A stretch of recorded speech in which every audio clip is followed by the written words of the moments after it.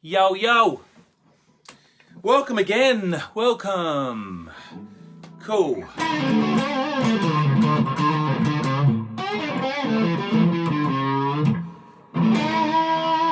for a few people to get on, I'm going to talk about a couple more things, another little tutorial. And this time it's going to be around the same sort of level, nice and easy, just to start off, I think. So, later on I can get to the harder stuff. Today we're going to be talking about power chords. 2-note chords which are used for tons of different types of music. Metal, blues, rock, everything. They're quite generic chords actually, and they're quite fluid. You can use them in lots of different places. And I'll tell you why, might as well get into this now I've started.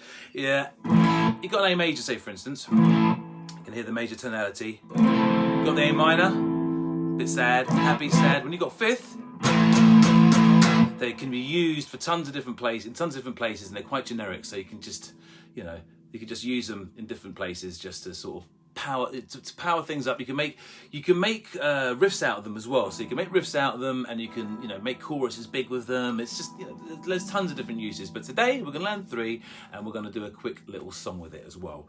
An old song from back in the day from the Troggs called Wiild Thaang. The reason I'm doing older tunes at the moment is just because they're quite memorable. Parents can introduce them to their kids. I will be doing new things as well, it's all the Ed Sheerans of the world and like Capaldi and people like that, all the different sort of pop artists which we can delve into as well, which are kind of a bit more chord based, some riffs. But the great thing about rock, and a great thing about some of the older tunes when guitar was at its peak, or rock guitar was at its peak, is that the fact that they're quite memorable and people listen to them over the years. So we're going to be doing that. So let me get on with our first power chord, A. Now it's similar to the A major chord that we had, and instead of using all three notes here and three fingers, we're actually going to only use one finger, and that you can just play on the 2nd fret of the D string. That's the 4th string, and with the A string together, and you get that kind of nice crunchy. I've got overdrive on my amp at the moment, which makes it sound quite crunchy. All right, and it's just 2 notes, that, yeah. All right, and the great thing about this open power chord is if you move it down, that A5 becomes a D5. Something on guitar that's quite easy. You can move things up and down, and it sounds great. So you got a D5 there. So you go back up to A5, and then back down the strings. That's that way. To D5, right? So you've got A5, D5, and if you move it up 1, 2 strings, you've got an E5, right? So right there, you've got 3 chords which can make up tons of songs. Countless songs are made up of 3 chords. It's how you use them, what you do with them, yeah? So if you just put some time into those 3 power chords, you've got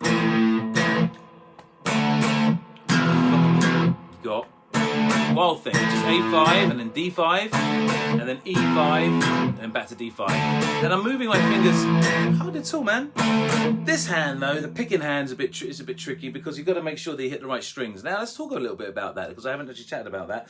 Where you need your it's a good thing to have your finger touching the scratch plate to see if it can tell your brain whereabouts the strings are. That's one little kind of cheat that you can do. Some people do it, some people don't. It's a bit of a grey area again, depending on what sort of style you play, but it's a great place to put it. Your palm also on the bridge here, which is this metal thing here, sort of wooden things on acoustics, and they're just sort of the part where the strings meet the end of their plate, and what you do is you just put your hand on it and you kind of just keep it there too. So what we're looking at is A5, strumming just those 2 strings, and then you're going down a string, playing that quicker, and you're going up 2 strings, doing those 2 slowly, and then going to the D5 for a faster strum. So let's do that once more for you, please.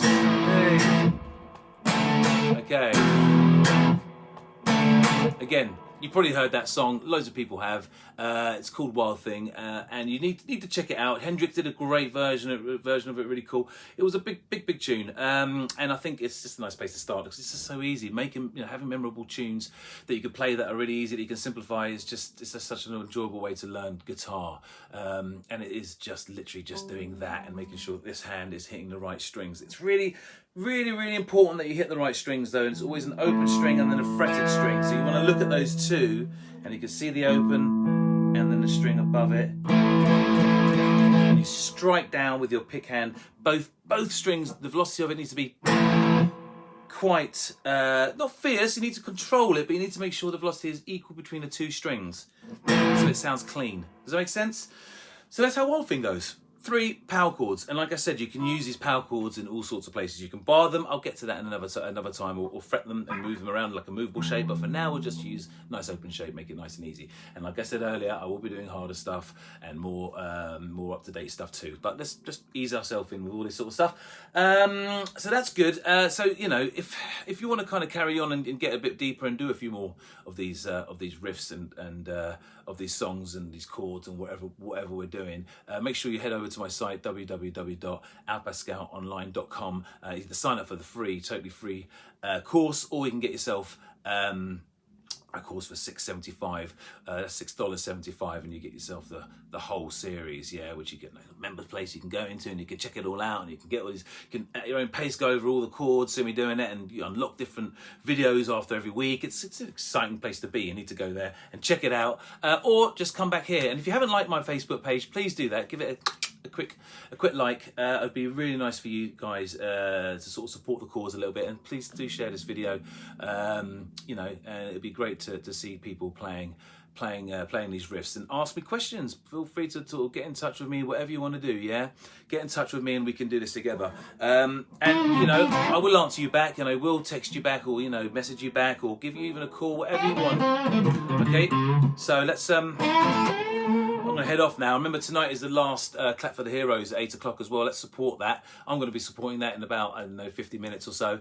Go outside, because lockdown looks like it's starting to ease up here in London. So that's a big thing for everybody. So, you know, well done for everybody for doing what they're doing and for keeping their sanity. You know, and I think we should give them, you know, another little fist pump bang to those people that have helped us throughout this whole time, all the key workers. So big respect to all of you guys. So we'll be clapping for you tonight. We'll be doing that. All right, so I'm going to head off now. That was me finishing up power chords and Wild Thing. Right, watch the video, share it, do what you got to do. I'm out of here, guys. Enjoy the rest of the evening or day wherever you are.